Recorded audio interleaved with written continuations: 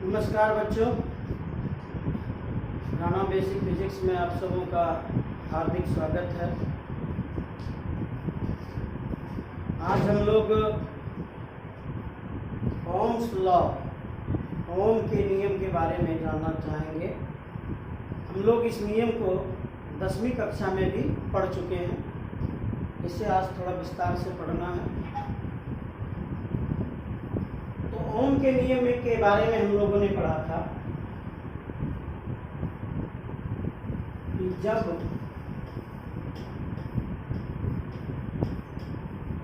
सभी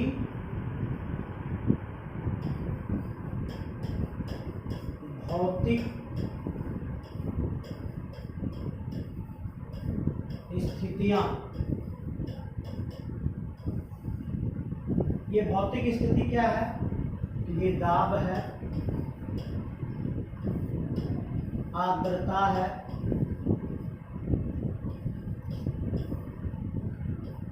तापमान है,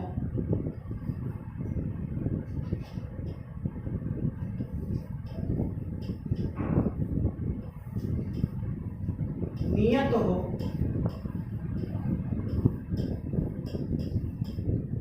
तो चालक के छोरों के बीच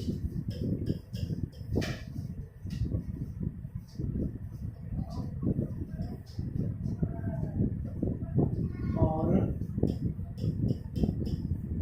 चालक के छोरों के बीच विभवांतर उत्पन्न किया जाए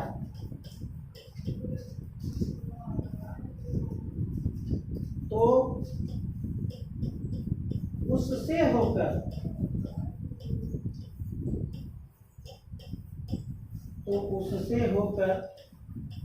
प्रवाहित होने वाली धारा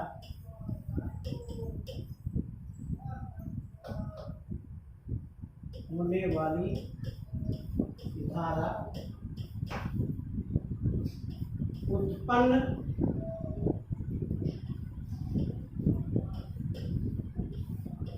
विभवांतर का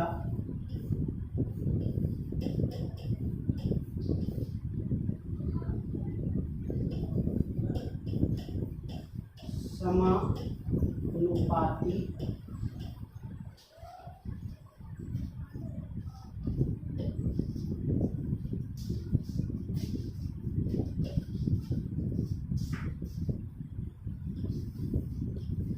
होता है।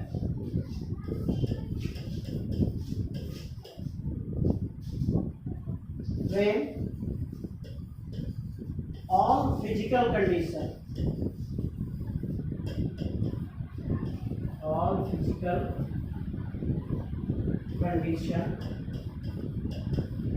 फिजिकल कंडीशन है? Pressure, humidity,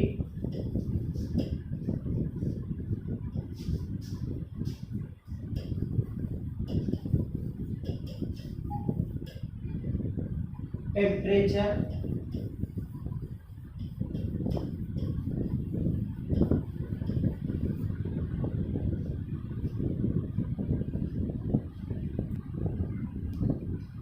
remain same,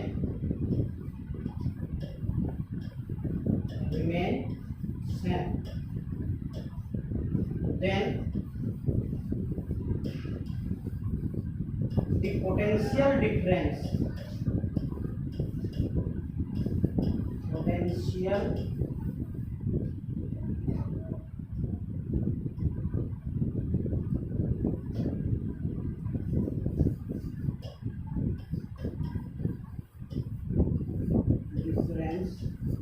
across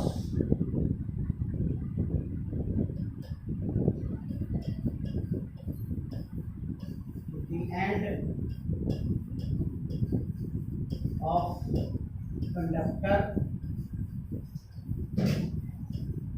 is directly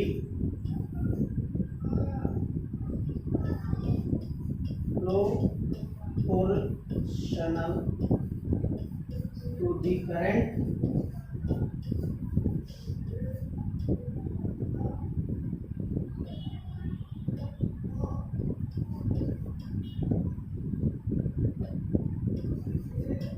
flow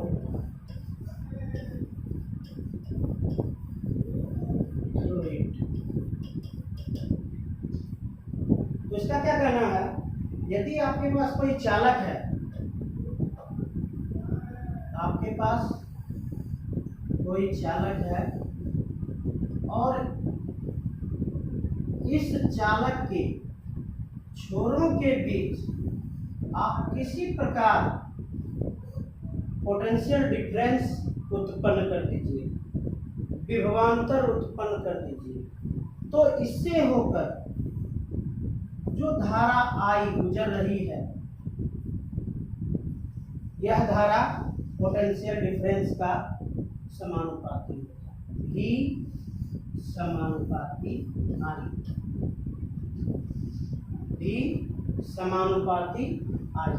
समानुपाती के चिन्ह को आप हटाते हैं तो एक नियतांक आता है V इक्वल टू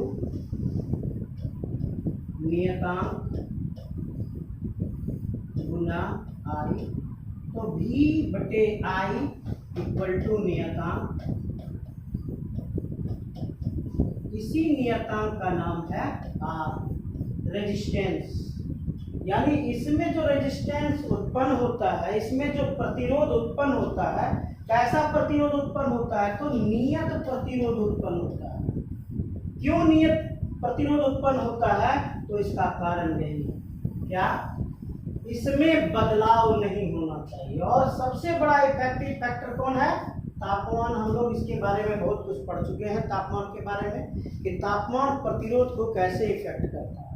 तो यहाँ हम लोगों ने क्या देखा कि तापमान को हम कांस्टेंट कर देते हैं। जब तापमान ही कांस्टेंट हो गया, टेम्परेचर ही कांस्टेंट हो गया, तो प्रतिरोध में कोई बदलाव होगा, प्रतिरोध में कोई बदलाव नहीं होगा।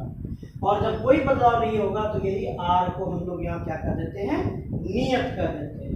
तो जो प्रतिरोध उत्पन्न होता है अक्रॉस दी कंडक्टर, यानी कंडक्टर के छोरों के बीच जो प्रतिरोध उत्पन्न होता है, तो ये प्रतिरोध जो है क्या होता है, ये प्रतिरोध नियत होता है, जो प्रतिरोध उत्पन्न होता है। अब बात आती है कि जो करंट फ्लो करता है, तो करंट फ्लो क्यों करता है, तो करंट के फ्लो होने का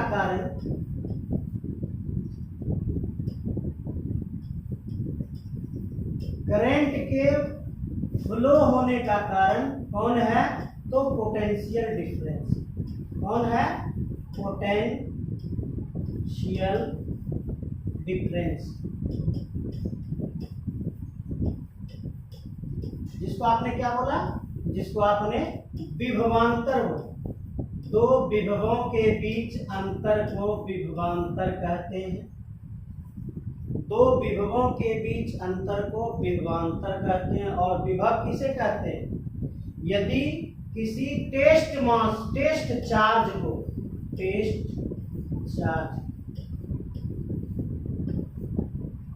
और जो पॉजिटिव होना चाहिए प्लस Q0, इसको उठा के किसी निश्चित बिंदु पर लाया जाए,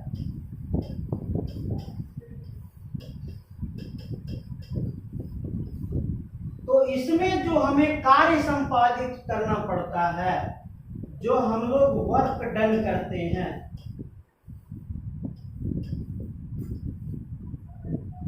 वही वर्क डन क्या कहलाता है, आपका विभव कहलाता है, जिसको V से सूचित करते हैं, V इक्वल टू W/Q0। और इसी विभव के बीच जब हम अंतर उत्पन्न कर देते हैं तो वो विभवांतर कहलाता है। विभवांतर जब होता है उसका फिगर बनाते हैं। ये आपका कंडक्टर है,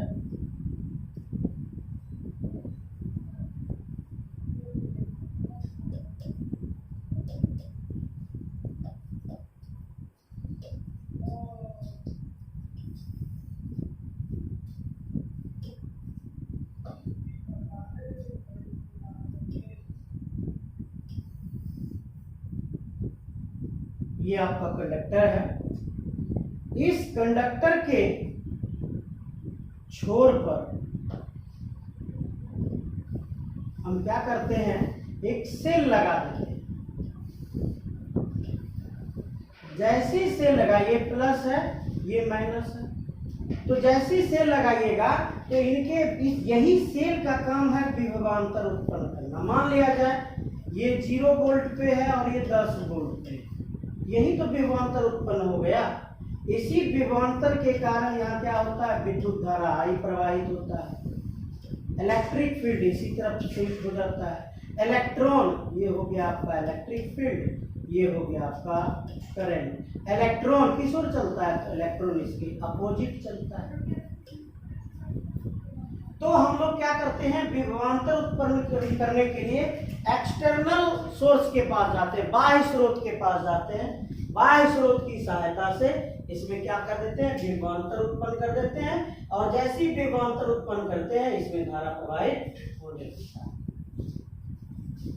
इसके बाद ओम महोदय ने क्या किया, ओम महोदय ने एक एक्सपेरिमेंट किया। आप इस एक्सपेरिमेंट को ध्यान से सुनिएगा और इसको नोट डाउन भी करना है। उन्होंने क्या लिया, इसके लिए उन्होंने एक कंडक्टर लिया, उस कंडक्टर के बाह्य स्रोत में एक बैटरी को जोड़ दिया। उन्होंने पाया कि इसका जो लोअर क्या कहते हैं पोटेंशियल है, लोअर पोटेंशियल 0 वोल्ट है और अपर पोटेंशियल 10 वोल्ट है। तो पोटेंशियल डिफरेंस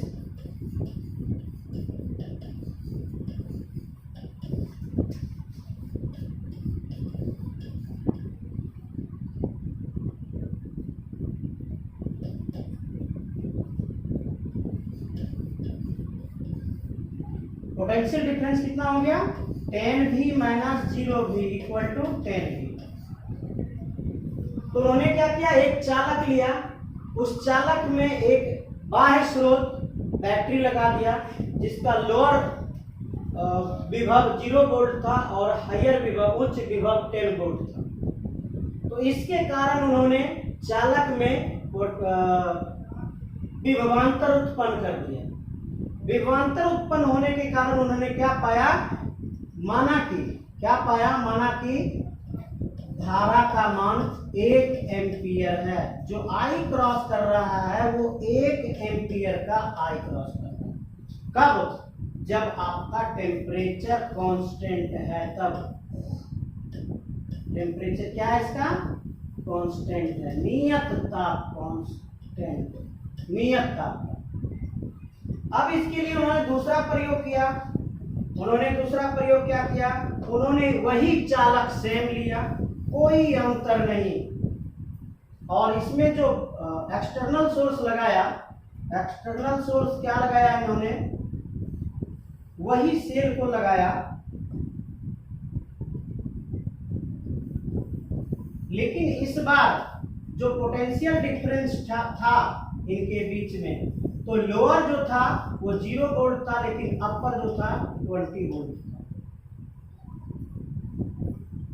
जब उन्होंने देखा तो उन्होंने क्या पाया कि विभवांतर पोटेंशियल डिफरेंस कितना है, तो उन्होंने पाया कि 20V minus 0V equal to 20V potential difference है। तो इस बार का जो पोटेंशियल डिफरेंस है, क्या देखा उन्होंने, दुगना है। तब उन्होंने एम मीटर से इसके करंट को मापा, तो उन्होंने क्या पाया कि इससे होकर 2 एम्पियर का करंट फ्लो कर रहा है। जब उन्होंने आमीटर से इसके करंट को मापा तो उन्होंने क्या पाया कि इसमें 2 एम्पियर का धारा प्रवाहित हो रहा है। तो उन्होंने क्या देखा कि जब 10 वोल्ट का विभवांतर था तो 1 एम्पियर का धारा प्रवाहित हो रहा है, जब विभवांतर को दुगना कर दिया तो 2 एम्पियर का धारा प्रवाहित हो रहा है।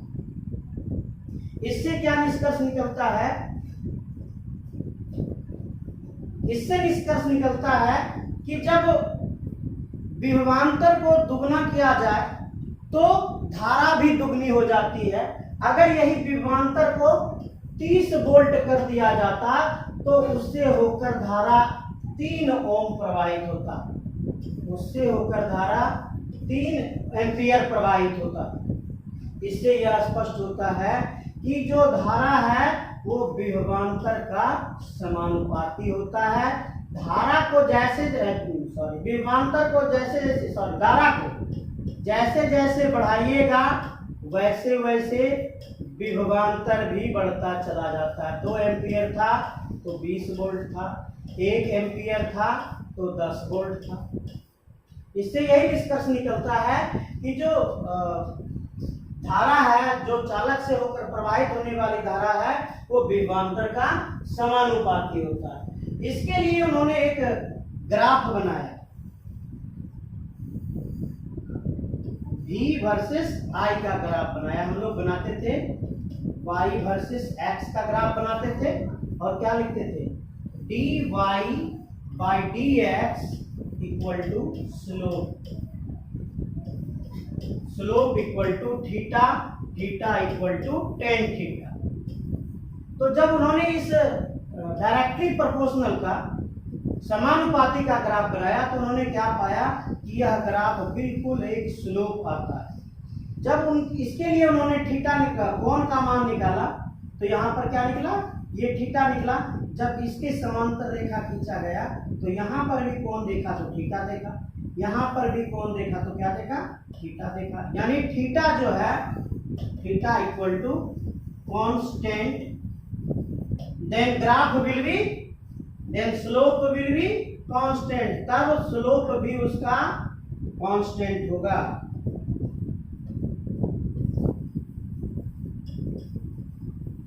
स्लोप भी इसका क्या हो जाएगा? नियत हो जाएगा। तब अब इसके ऊपर देखें, y ऊपर x नीचे, तो v ऊपर I नीचे, v बटे I इक्वल टू क्या? स्लोप, स्लोप इक्वल टू क्या?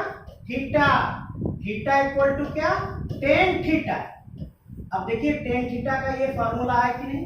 Ten theta equal to p by B. तो p का p कौन है? आपका ये लंब है, v p है आपका, और I कौन है? ये b है।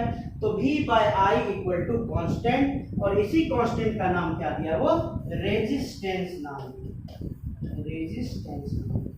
अगर आपको क्वेश्चन कह दे कि ओम्स लॉ के प्रूफ को लिखें, ओम्स लॉ के सत्यता के जांच को लिखें, तो आपको जो अभी थ्योरी मैंने बोला, ये थ्योरी को पॉज करके धीरे धीरे लिखते जाना है। ये थ्योरी को लिखना है, फिर इस ग्राफ को बनाना है, ग्राफ को बना के फिर इसको लिख देना। आपका ये ओम्स का नियम जो 5 नंबर का है वो आपका पूरा।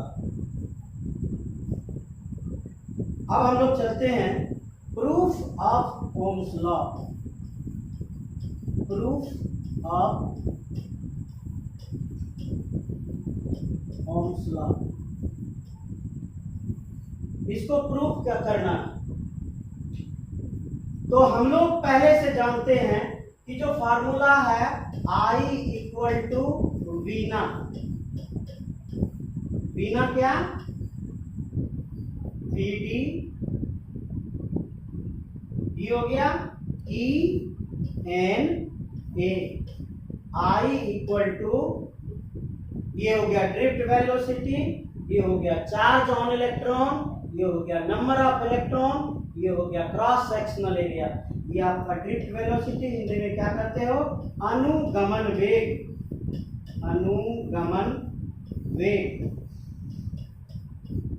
ई को कहते हैं इलेक्ट्रॉन का आवेश,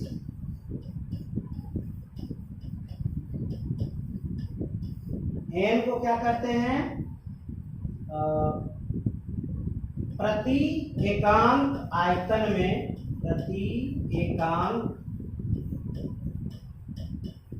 आयतन में इलेक्ट्रॉन की संख्या।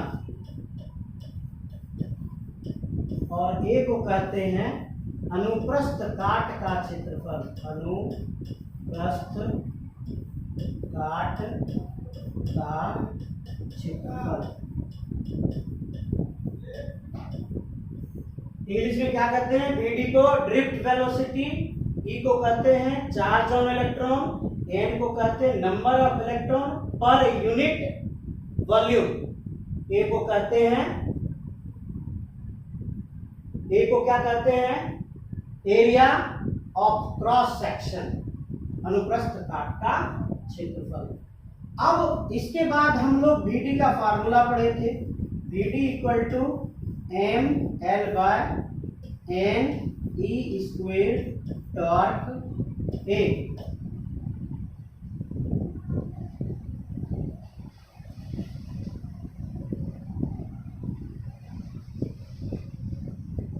उल्टा तो नहीं लिखती है ना, ये उल्टा लिखी है, गलत है।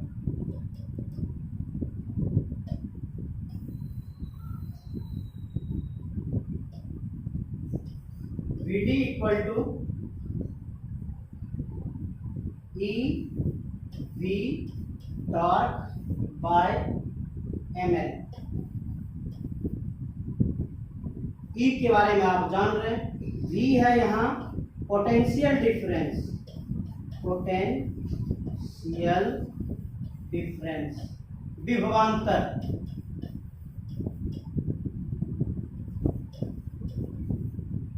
टॉर्क है आपका एवरेज रिलैक्सेशन टाइम, हिंदी में क्या कहते हैं? औसत श्रांति काल, औसत श्रांति काल। एम को कहते हैं, एम को क्या कहते हैं भाई?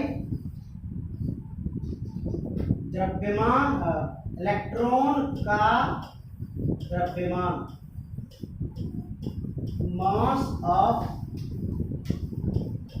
इलेक्ट्रॉन।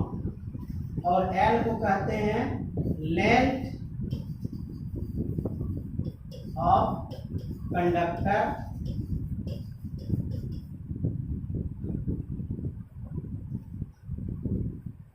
लेंथ ऑफ कंडक्टर यानी चालक की लंबाई।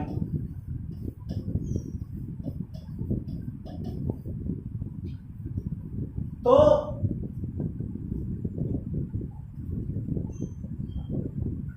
हम लोग जो सूत्र लिखे I equal to V D E N A, इसमें हम वीडी का सूत्र डाल देते हैं। वीडी का सूत्र क्या है हमारे पास? ई भी टॉर्क बाय एम एल, इसको हम लोग बीडी के जगह पे पुट कर देते हैं। अब क्या बना? I equal to E B torque by M L into, अब बचा कौन? ई एन ए, इसको मल्टीप्लाई कीजिए। I equal to E square भी torque N A by M L. V को यहां से इस तरफ से हम लोग V को इस तरफ ले आते हैं, इधर ले आते हैं, इधर मल्टीप्लिकेशन है, गुना में है, इधर आएगा तो भाग करेगा। तो देखते हैं I by V equal to बचा क्या? E square torque N A by M L. आइए इसको उल्टा देते हैं, V को ऊपर I को नीचे, इसको उल्टा दीजिए तो V by I equal to, ये भी उलट जाएगा, एम एल बटे E square torque N A. अब इसको फिर से सजा के लिखते हैं, क्या? V by I equal to m by E square torque n into L by A. इसके बारे में हम लोग क्या क्या जानते हैं कि v by I equal to R. हम लोग अभी ओम्स के लॉ में पढ़े, अगर इसके जगह पर हम r रख देते हैं तो r इक्वल टू क्या बना, m E square torque n into L by A. हम लोग फार्मूला जान रहे हैं r equal to rho L by A. तो आप गौर से देखिए एल बाय ए दोनों तो मिल गया, बचा कौन, रो। तो क्या रो कहीं इसके बराबर नहीं है? अगर rho equal to m by E square torque n है तो हमारा फार्मूला बिल्कुल सटीक है कि r बराबर रो एल बाय ए, जहां रो क्या होता है, m E square torque n होता है। हम लोग अब इसी के बारे में चर्चा करेंगे। दूसरा चीज कि भाई हम लोग इस पोर्शन को देखें कि v by I equal to R होता है, तो कहीं r equal to m L by E square torque n, ये तो नहीं है। ये आपका रेजिस्टेंस का फार्मूला, ये किसका फार्मूला है, ये प्रतिरोध का फार्मूला है। तो यहां से आप प्रतिरोध का भी फार्मूला निकाल लिए और यहां से आप प्रतिरोधकता का भी फार्मूला निकाल लिए, रेजिस्टिविटी का भी फार्मूला निकाल लिए। ये रो क्या होता है, रेजिस्टिविटी, जिसको प्रतिरोधकता कहते हैं। वो आर क्या है, रेजिस्टेंस है, जिसको हम लोग प्रतिरोध कहते हैं। तो रेजिस्टिविटी और प्रतिरोध दोनों का फार्मूला हम इससे निकाल सकते हैं। तो जो आर का फार्मूला निकला हमको, इससे हम कुछ निकाल सकते हैं निष्कर्ष क्या, R equal to M L बटे N E square torque A. इससे हम लोग क्या क्या निष्कर्ष निकाल सकते हैं, सुनिए। आपका जो m है, आपका जो m है, ये m क्या है, ये m है मास ऑफ इलेक्ट्रॉन, इलेक्ट्रॉन का द्रव्यमान। दूसरा आपका जो पार्ट है, दूसरा पार्ट आपका कौन है, ई। ई क्या है, चार्ज ऑन इलेक्ट्रॉन। ये दोनों जो पार्ट है हमेशा कांस्टेंट होता है, हमेशा नियत होता है, इसमें कभी बदलाव नहीं होता है। कि भाई इलेक्ट्रॉन का जो द्रव्यमान है वो भी नियत है और इलेक्ट्रॉन का जो आवेश है वो भी नियत है। इसके अगले पार्ट में चलते हैं। एन क्या है, number of electron per unit volume. भाई जब टेम्परेचर कांस्टेंट होगा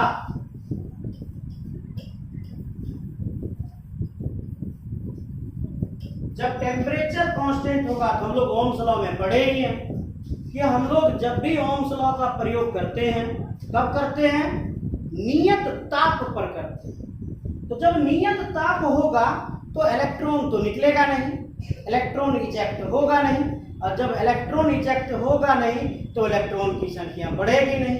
इलेक्ट्रॉन की संख्या बढ़ेगी नहीं तो रेजिस्टेंस पर, प्रतिरोध पर कोई प्रभाव नहीं पड़ेगा। तो इसका मतलब है कि अगर टेम्परेचर को कांस्टेंट रखा जाए तो n भी कांस्टेंट है। अगले में आते हैं, टॉर्क है, इसको कहते हैं एवरेज रिलैक्सेशन टाइम, औसत श्रांति काल। जब आप टेम्परेचर को कांस्टेंट कर ही दिए,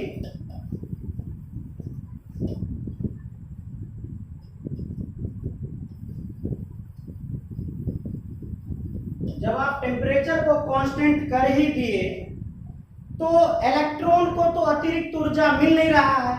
इलेक्ट्रॉन को अतिरिक्त ऊर्जा मिल नहीं रहा है तो जिग जैग मोशन जो कर रहा है उसमें तेजी आ नहीं रही है। जब तेजी आ नहीं रही है तो सामान्य अवस्था में जो वह टक्कर करेगा वही उसका टाइम होगा।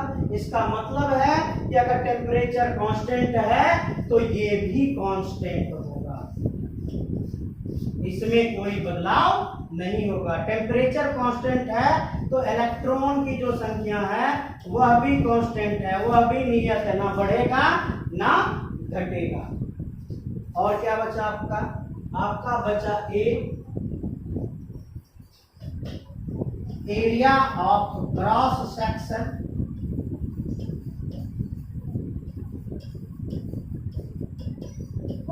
अनुप्रस्थ काट का क्षेत्रफल। तो जब चालक को टेम्परेचर मिलता है तभी वह गर्म होकर फैलता है। जब टेम्परेचर को हमने कांस्टेंट रख लिया, जब हमने टेम्परेचर को कांस्टेंट रख लिया तो क्या एरिया में कोई बदलाव होगा? एरिया में कोई बदलाव नहीं। तो इसका मतलब एरिया भी कांस्टेंट है, जो यह बताता है कि इन सबों को मिलने के बाद एरिया कांस्टेंट, तो लेंथ बच गया ना, L, length of conductor, length of conductor जब टेम्परेचर कांस्टेंट। भाई जब एरिया में कोई बदलाव नहीं आया, क्षेत्रफल में कोई बदलाव नहीं आया, तो ना तो उसकी लंबाई घटेगी ना तो उसकी लंबाई बढ़ेगी। लंबाई घटेगी, क्रॉस सेक्शन एरिया बढ़ेगा, लंबाई बढ़ेगा, एरिया घटेगा, सीधा कहानी।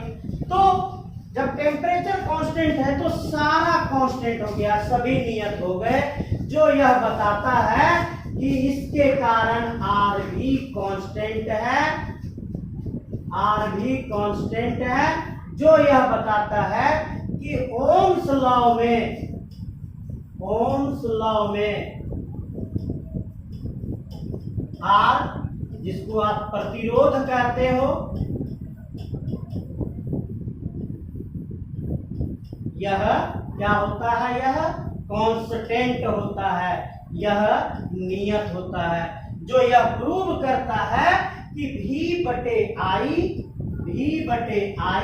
इक्वल टू कांस्टेंट, V बटे आई इक्वल टू कांस्टेंट। और वह कांस्टेंट कौन है? वह कांस्टेंट आपका R है। V बटे आई इक्वल टू कांस्टेंट, और वह कांस्टेंट कौन है? वह कांस्टेंट R है, जो ओम के लॉ में यूज किया गया है। ये जो हम लोग पढ़ रहे हैं Ohm's law, V equal to I R, ये जो हम लोग पढ़ रहे हैं ये स्केलर फॉर्म में पढ़ रहे हैं, स्केलर फॉर्म यानी अदिश के रूप में पढ़ रहे हैं। ये इसे हम सदिश के रूप में भी पढ़ते हैं। आइए परिभाषा पहले हम लोग पढ़ते हैं। Conductivity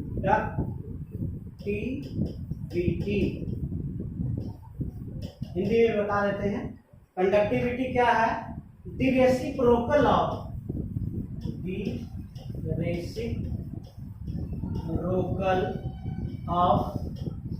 resistivity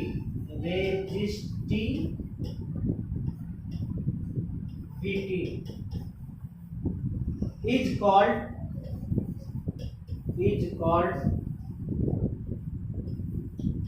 conductivity of a conductor।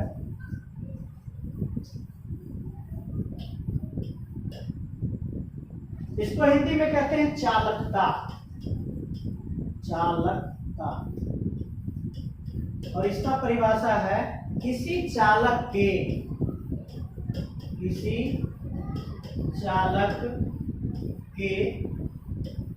प्रतिरोधकता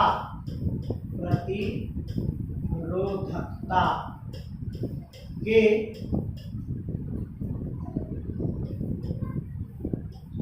व्युत्क्रम को, रेसिप्रोकल वही होता है, व्युत्क्रम को उस चालक की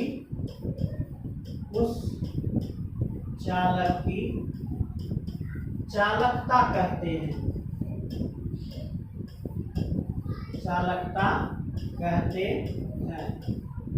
और इसको जो हम लोग सूचित करते हैं, चालकता को सिग्मा से सूचित करते हैं। Sigma equal to 1/ρ, sigma equal to 1/ρ। यही हो गया रेसिप्रोकल, यानी प्रतिरोधकता का ठीक हम उल्टा अगर कर दें तो वो क्या बन जाता है, वो चालकता बन जाता है।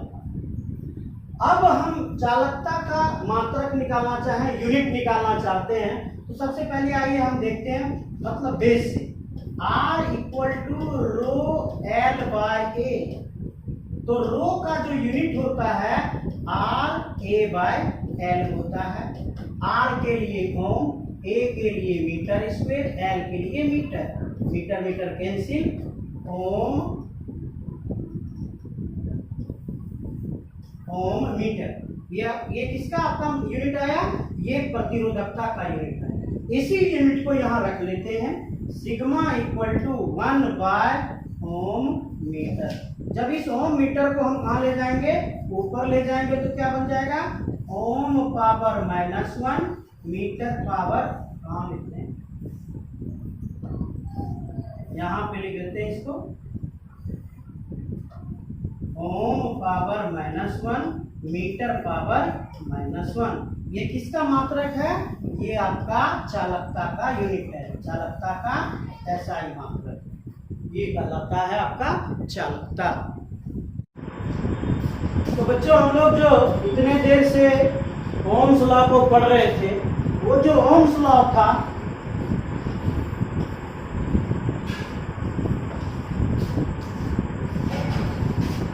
वो ओम्स लॉ किस फॉर्म में था, वो ओम्स लॉ स्केलर फॉर्म में था, अदिश रूप में। तो उसका सूत्र क्या बना था, V equal to I R। यदि हम इसको ओम्स लॉ को वेक्टर फॉर्म में पढ़ना चाहें, वेक्टर फॉर्म, सदिश के रूप में पढ़ना चाहें, तो कैसे पढ़ सकते हैं। सूत्र क्या आपका, V equal to I R। जब सदिश के रूप में पढ़ेंगे तो सदिश के रूप में जो पोटेंशियल डिफरेंस है, विभवांतर है, उसका सदिशी रूप क्या है, तो विभवांतर का सदिशी रूप E है, जिसको हम लोग क्या कहते हैं, विद्युत क्षेत्र कहते हैं। क्या कहते हैं, विद्युत क्षेत्र कहते हैं। इसको क्या कहते हैं इंग्लिश में, इलेक्ट्रिक फील्ड कहते हैं, इलेक्ट्रिक फील्ड कहते हैं। फिर धारा, विद्युत धारा जो इलेक्ट्रिक करंट है, इलेक्ट्रिक करंट खुद एक अदिश राशि है, लेकिन इसका जो सदिशीय रूप है, इसका सदिशीय रूप है सदिश J, शायद आपको याद हो या ना हो, जिसको हम लोग हिंदी में क्या कहते हैं, धारा घनत्व कहते हैं, धारा घनत्व कहते हैं, करंट डेंसिटी, करंट डेंसिटी कहते हैं। और R का जो सदिशी रूप है वो क्या है? रो, जिसको हिंदी में प्रतिरोधकता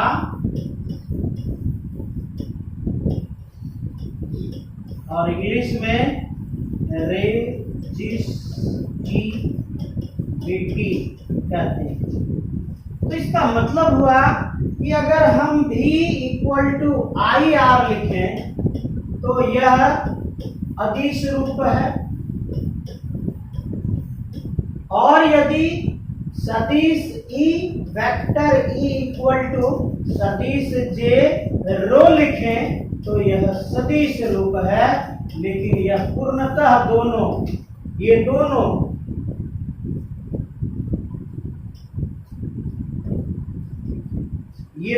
पूर्णतः ओम्स के नियम का, ओम्स लॉ का पालन करता है।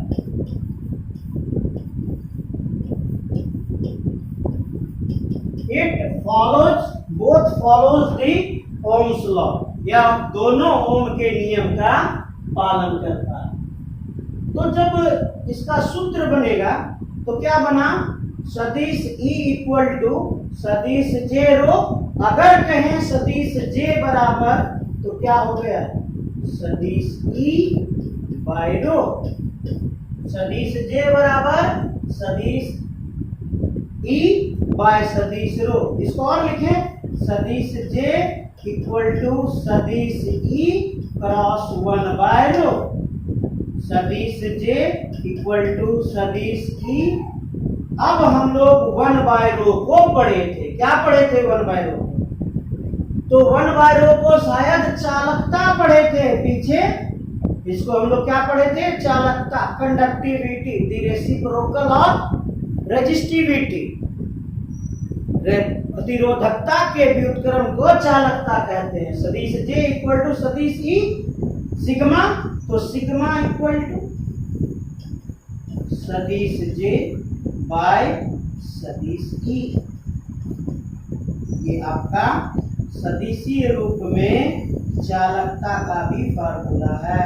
सिग्मा इक्वल टू सदिश J बाय सदिश E।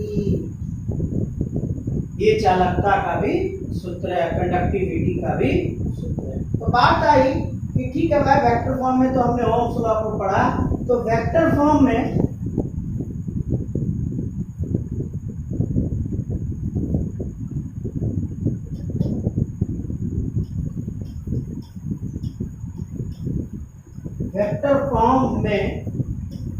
सदिश रूप में ओम्स लॉ का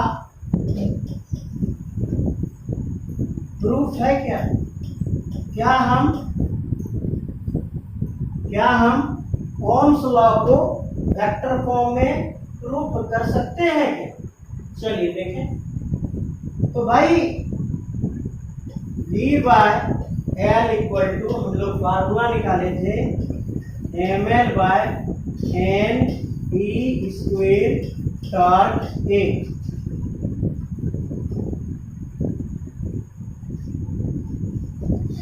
इसको अगर सजा के लिखें तो V by L equal to ml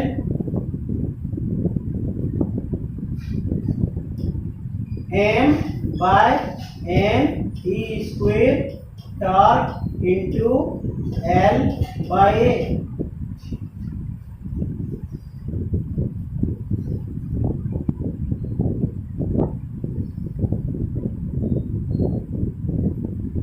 उसको गलत किए, ये V बाय L लिख दिए, V बाय I था ना, सॉरी भाई। चलिए पुनः लिखिए दोबारा।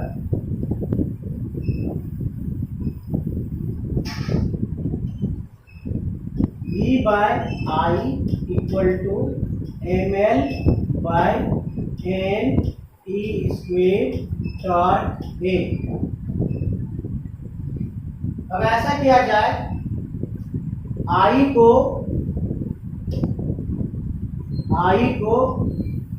यहां पहुंचाया जाए, L को यहां। तो अपना फार्मूला क्या बन के तैयार हो रहा है, V/L equal to M/N E square torque. गौर कीजिएगा, हमने क्या किया, L को यहां लाया, तो I यहां डिवीजन कर रहा है, इधर आएगा तो मल्टीप्लिकेशन करेगा। I कहां पहुंच गया, ऊपर पहुंच गया, I/K। तो V/L क्या होता है, V/L क्या होता है, V/L equal to vector E। हम लोग पढ़े थे इलेक्ट्रोस्टैट में कि विभवांतर बटे लंबाई इक्वल टू विद्युत क्षेत्र होता है, सदिश E इक्वल टू V/L। इसके बाद इसको पीछे जो अभी पढ़े, इसको अभी हम लोग क्या निकाले थे, M/N E square torque equal to rho, और क्या I/A इक्वल टू सदिश J धारा घनत्व। अब इस सारे मान को संजो के यहां रख देते हैं, वेक्टर E इक्वल टू, अब इसके बदले में क्या लिखें, रो लिखें, इसके बदले में क्या लिखें, सदिश J लिखें। अब इस पार्ट को उठा के यहां लाते हैं, क्या भाई, वेक्टर E इक्वल टू रो सदिश J। तो सदिश J इक्वल टू क्या मिला आपको, सदिश J, ये मल्टीप्लिकेशन कर रहा है, इधर आएगा तो डिवीजन करेगा, सदिश E और डिवीजन करेगा रो। 1/रो को अभी हम लोग क्या पढ़े, सिग्मा पढ़े, चालकता पढ़े, तो सदिश J इक्वल टू सदिश E रो। यही तो प्रूफ है, यही तो प्रूफ है इसका भाई। जो है जैसे निकालिए, सदिश J इक्वल टू सदिश E रो हो जाएगा। आपको कह दे यहाँ तो सदिश E का फार्मूला लिखा हुआ ही है, J का फार्मूला आपको कह दे सिग्मा इक्वल टू तो सदिश J बाय सदिश E। ये आपका क्या था, ये आपका इन वेक्टर फॉर्म आपका ये रूप क्या कहते हैं, प्रूफ था ओम्स लॉ। तो ओम्स लॉ में, ओम्स लॉ को कौन फॉलो करता है, कौन ऐसा चालक है जो ओम्स लॉ को का पालन करता है, वैसे चालक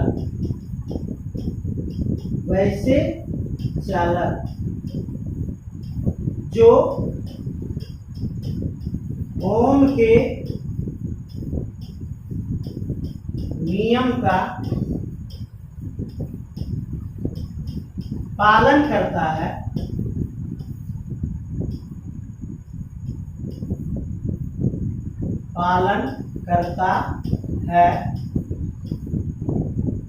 उसे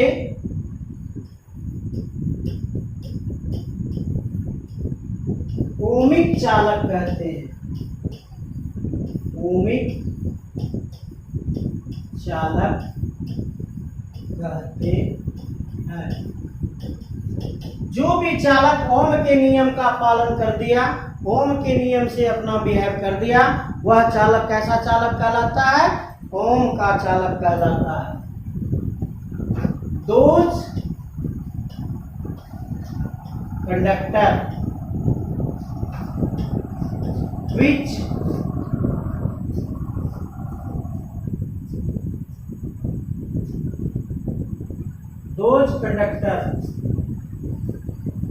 which follow the Ohm's law or its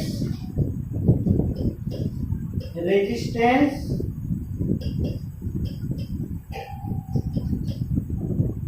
does not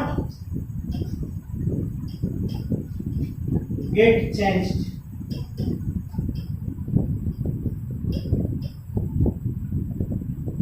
क्या भाई, ओम के लॉ में रेजिस्टेंस नहीं बदलना चाहिए। हम लोग इतना देर में हम लोगों ने प्रूव किया कि इसका रेजिस्टेंस कांस्टेंट होता है। तो रेजिस्टेंस जब कांस्टेंट है तो रेजिस्टेंस बदलेगा नहीं। तो वैसे चालक जिसके रेजिस्टेंस नहीं बदलते हैं, वैसे चालक को its resistance does not get change, that conductor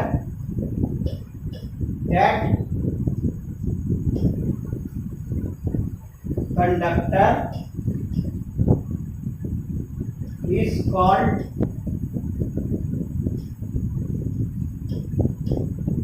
ohmic conductor. वैसे चालक को हम लोग क्या कहते हैं, ओमिक चालक कहते हैं। और जो डायरेक्शन होता है, जैसे कोई चालक है,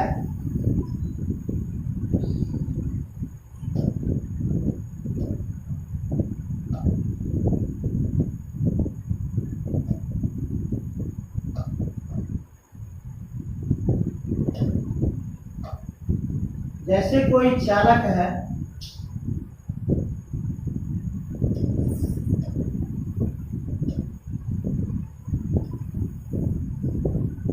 जैसे कोई चालक है, अगर इसमें आप क्या करो,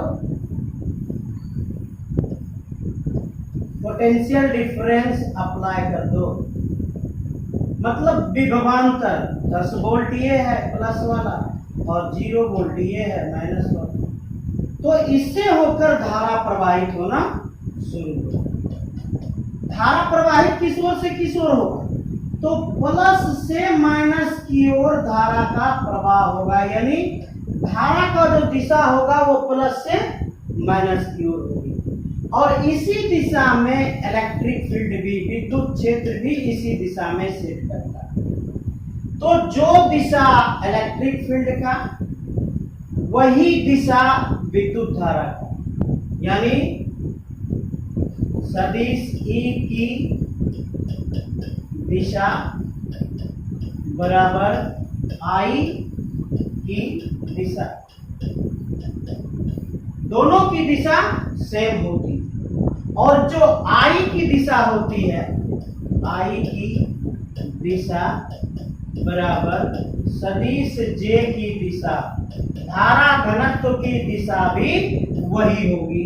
अर्थात धारा घनत्व किस ओर होगा, इसी ओर धारा घनत्व भी होगा। तब गौर करके देखिए, आई मिल गया, सदिश की दिशा बराबर सदिश J की दिशा।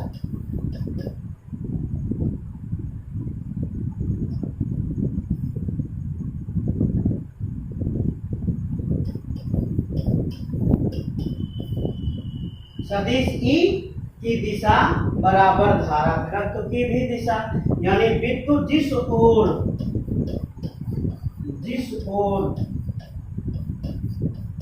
विद्युत क्षेत्र स्थापित होगा,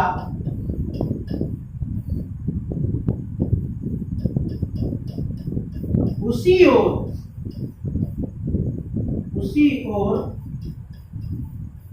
धारा घनत्व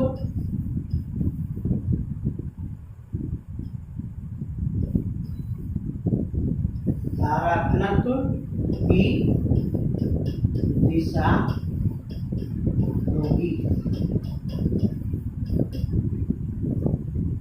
The direction of electric field will be same. The direction of current density will be same as the direction of electric field. Electric field की दिशा और धारा घनत्व की दिशा, दोनों की दिशा समान होगी। जब इस पे ग्राफ बनाया गया,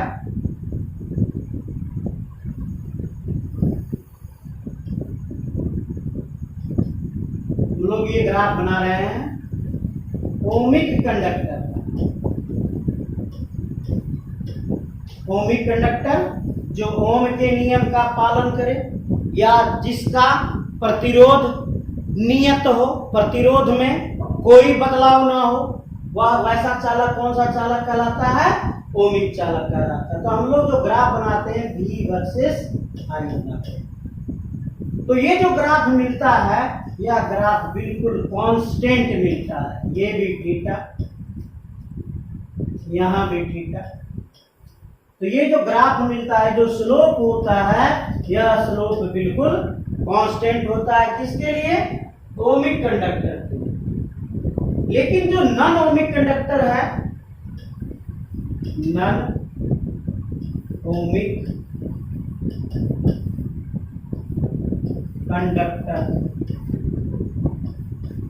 वैसा चालक जो ओम के नियम का पालन नहीं करे, वैसा चालक जिसका प्रतिरोध नियत नहीं हो, जैसे नाइक्रोम।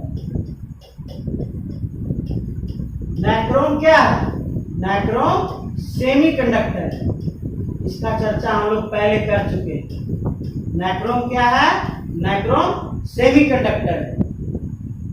इससे इसका जो प्रतिरोध है, इसका प्रतिरोध ताप के बढ़ने पर इसका प्रतिरोध घट जाता है। जब प्रतिरोध घटता है, इसकी चालकता बढ़ जाती है। तो जब इसका हम ग्राफ बनाते हैं तो हम क्या पाते हैं कि भाई जैसे कि ये आपका बिल्कुल कांस्टेंट होना चाहिए, इसका ग्राफ क्या होना चाहिए? बिल्कुल कांस्टेंट होना चाहिए ओम के नियम का। लेकिन जब नॉन ओमिक कंडक्टर होता है तो इसका ग्राफ जो है ना, कुछ हद तक इसको फॉलो तो करता है। दिखाते हैं।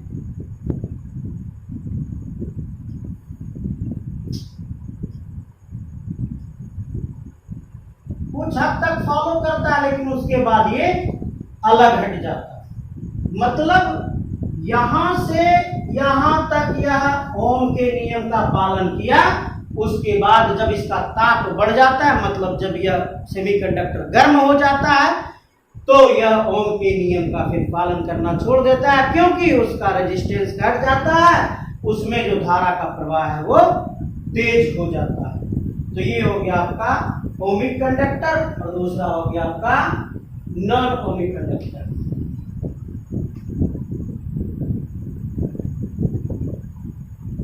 तो क्या कहा जाता है कि कोई भी कंडक्टर हो, किसी भी कंडक्टर, तो चाहे ओमिक कंडक्टर हो चाहे नॉन ओमिक कंडक्टर हो, जब इसको हाई करंट दिया जाता है, जब इसको हाई करंट दिया जाता है, तो हाई करंट देने के बाद ऑटोमेटिक इसके टेम्परेचर में वृद्धि हो जाती है। ऑटोमेटिक है। जब इससे होकर काफी देर तक यह हाई करंट पर चलेगा, उच्च विद्युत धारा पर चलेगा, तो धीरे धीरे उसकी तापमान में वृद्धि होगी। जैसे ही तापमान में वृद्धि होगी, क्या होगा? चालक के लिए R के मान में वृद्धि होगी। R के मान में वृद्धि होगी तो I के मान में कमी होगी। नॉन ओमिक कंडक्टर का भी यही है। क्या भाई? इसको भी R के मान में कमी होगी। नॉन ओमिक कंडक्टर में क्या होगा? R के मान में कमी होगी और I के मान में वृद्धि हो जाएगी। ये है आपका नॉन ओमिक कंडक्टर और यही आपका ओम्स का लॉ, जिसको हमें पढ़ना। ओके, धन्यवाद बच्चों, मन लगा के पढ़िए।